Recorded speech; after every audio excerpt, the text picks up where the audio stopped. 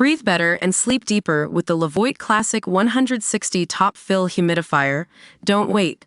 Check out the link in the video description to get your Levoit Top Fill Humidifier on Amazon today and enjoy a healthier, more comfortable home. You know Brad Pitt, the Hollywood superstar, who's been in some of the biggest movies of all time. But did you know that he was actually blocked from playing a major role in a biopic about one of music's most iconic figures?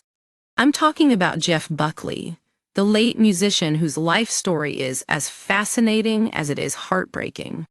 So, Pitt had his eyes on the prize, wanting to bring Jeff's story to the big screen.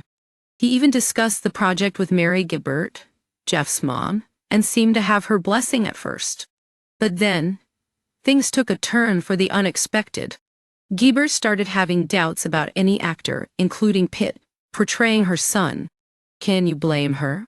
I mean, who wouldn't want their child's story told accurately? She famously said, "If there's 20 people calling you, and Brad Pitt is one of them, who are you going to pick to go see?" It was a clever jab at the fact that there were probably many other talented actors vying for the role. And let's be real, transforming someone into their child isn't easy, especially when it comes to capturing their voice. I mean, can you imagine Brad Pitt trying to pull off Jeff Buckley's signature sound? Despite the project not moving forward with Pitt, he and Gibbert remained in touch, which is really admirable given the circumstances. However, filmmaker Amy Berg did show interest in a Buckley project, but Gibbert was hesitant due to her background in documentaries.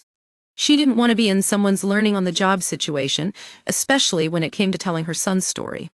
Amy eventually decided to go with a documentary format, which is actually what ended up being Jeff's legacy. The film It's Never Over. Jeff Buckley debuted at Sundance and is currently being showcased at the festival. Amy produced it after Mary granted her access to Jeff's archives, which included his voicemail messages, demos, and journals.